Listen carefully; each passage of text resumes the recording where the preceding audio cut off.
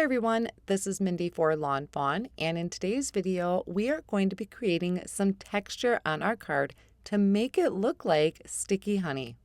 I am going to be recreating a card that I had shared during Inspiration Week for the Mini May release. This is the original card. It's a shaker card, and I created that word sticking and it looks just like honey, but I'm going to step this up just a little bit and I'm going to change it. I had used the Honeycomb Backdrop die, but instead today I am going to use the Honeycomb Stencil. I'm starting with a piece of smooth white cardstock that is cut to 4 1/4 by 5 1/2. And I am going to be doing some ink blending. And really the trick here is layering up your color. So I started with Sugar Cookie and I'm just taking a blending brush. Any blending brush will work here. And I'm going to go around all of the outer edges of the cardstock with that Sugar Cookie. And I'm going to have it fade off into white towards the center of the cardstock. Now I'm going to bring in Sunflower. And I'm going to sort of repeat those same steps.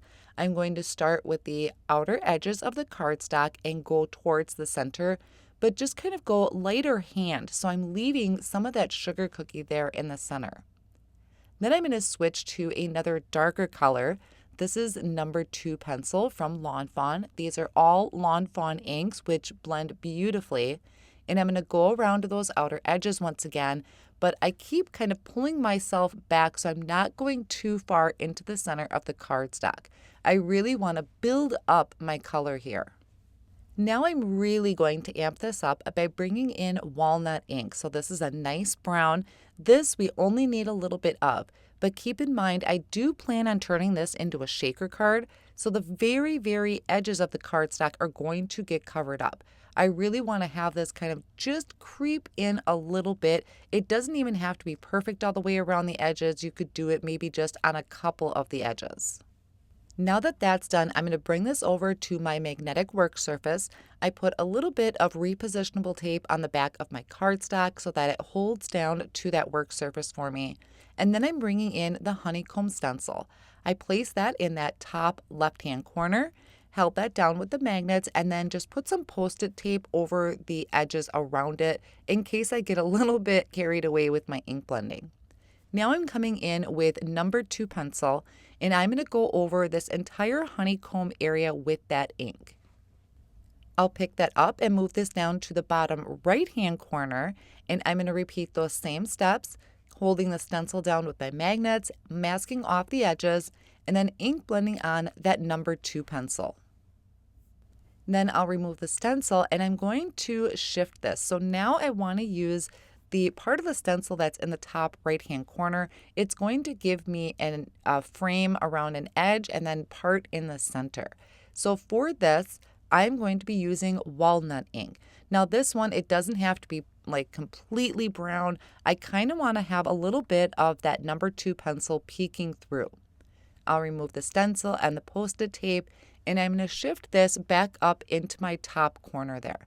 And I'll repeat the same step. To add a little bit more interest to my background, I'm going to bring this over to my Splat Box. I added a little bit of white paint and water to my surface, mix those together, and I'm going to add these white splatters all over my background. I'm also going to take the walnut ink, smush that down onto my glass work surface, mix that with a little bit of water, and add flicks of my brown ink to my background, which ties in really well with the ink blending. While my background is drying, I'm going to work on some of the elements for the front of my card. So I took the pop-up bee and I die cut it from some sunflower cardstock. I did the wings from some white cardstock. I have the body of the bee from black licorice cardstock. And then I did the kind of inside of the wing or the layer of the wing with pearlescent vellum. So for the bee, I went around to the outer edge of the body and I'm just trimming that off. I'm not going to use the pop-up feature and I don't need the legs. I just wanted to have this cute little bee so it's like flying on the front of my card. I can start attaching my pieces together. So I have the top part of the wings, the white cardstock, that I'm adding to the pearlescent vellum. And I'm just going to use my liquid glue and my tweezers to attach those. And I usually like to work on some sort of silicone mat. It's just a lot easier when it comes to cleanup with the liquid glue. So here for the body of the bee, I'm going to layer those two pieces together, and then I can add my yellow body underneath. I like how I'm able to kind of customize how I want my bee to look when it comes to attaching the wings. I can spread them out, I can tip them up or tip them down, or I can have them close together. Now that my bee is all done, I can work on the front of the card, which is going to be creating a frame.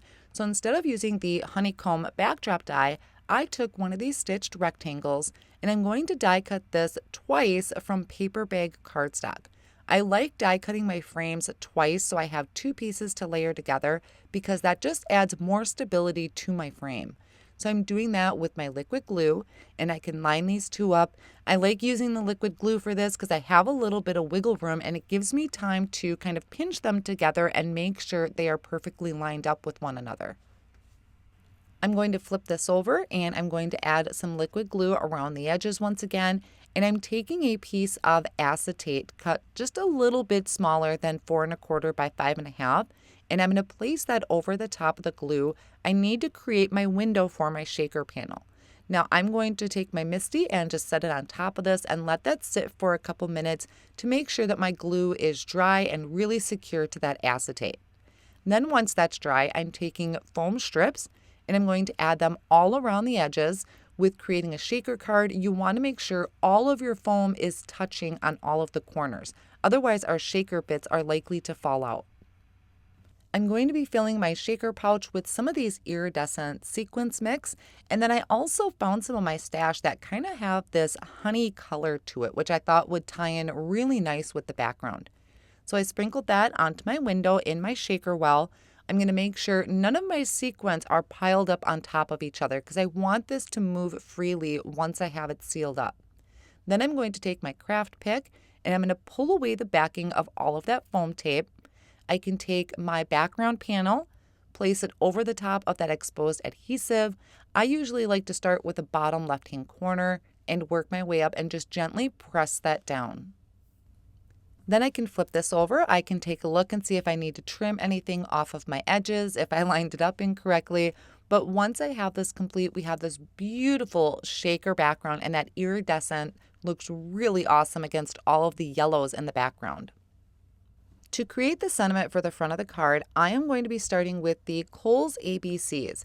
So I took out my letters that are going to spell out the word sticking and I'm lining them up on sunflower cardstock all in a line. And then I'm going to take some tape and I'm going to stretch that tape all the way across so it touches all of the dies and a little bit off the edges on each side. Then I can take it and run it through my die cut machine and I'm going to just carefully peel this away. Now this is super handy to tape all of these together in a straight line.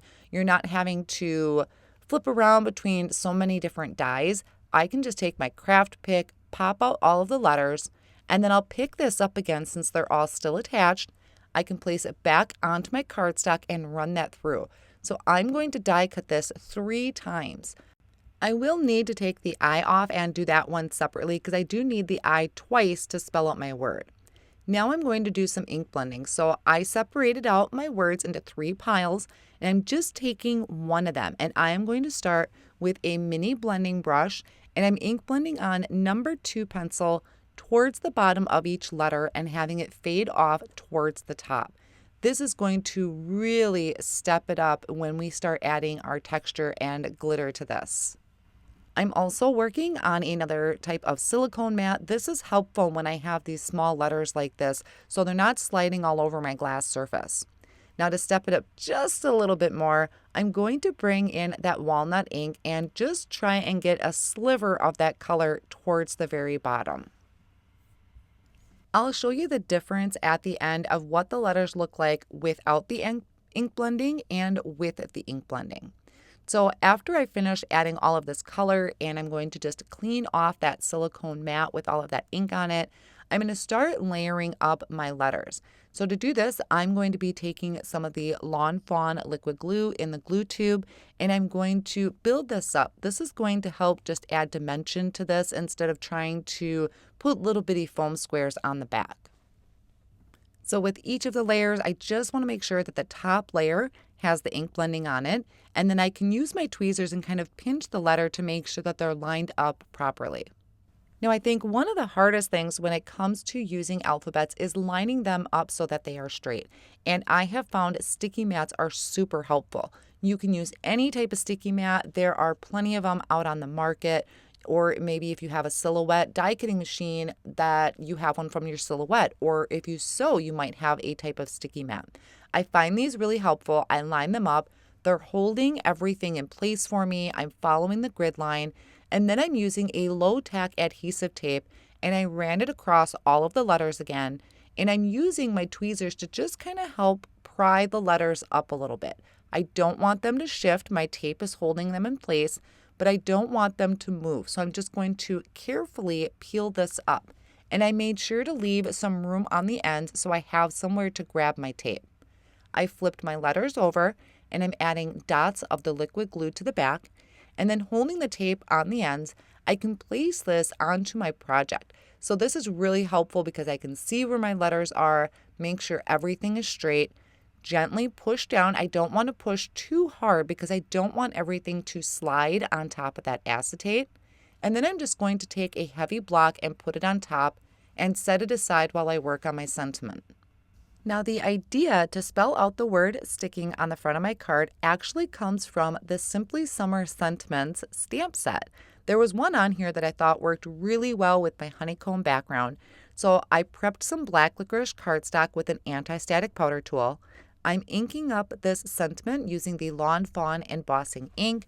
I like to stamp them twice so that I get a really nice good impression. And then I'm going to sprinkle on gold embossing powder, and that gold is also going to tie in with that honey look that I have. Then I can melt that embossing powder with my heat gun. I'm going to then take this and trim it out with a paper trimmer. I wanted it to be a pretty thin strip, and I also wanted to customize this. So the sentiment actually says, "Thanks for sticking with me," but I am going to cut out that word sticking because that is what I spelled out on the front of my card. So here I have "thanks for" and "with me." I'm going to layer this on some thin strips of black cardstock to help build the dimension, or you can use foam squares as well. Now that my sentiment is done, I can peel away that tape to reveal the word sticking, which I have that ink blending at the bottom. And you'll notice that the ink does dry back just a little bit, so it isn't as vibrant because it's dry now versus when it was wet before. Now I can start putting my card together. So I added liquid glue to the "thanks for" and adding that on top of the word sticking. I'm going to take the other part of the sentiment, add liquid glue to that, and add it underneath. For my B, I'm going to add some thin foam squares. So there's not a ton of dimension to it, but just a little bit of lift. I'll then take a white gel pen and I'm going to add some highlights to my B around the head and a little bit around the body. And now we come to where the magic happens with the word sticking. So I am going to take some STICKLES and I am going to apply this all over the word sticking.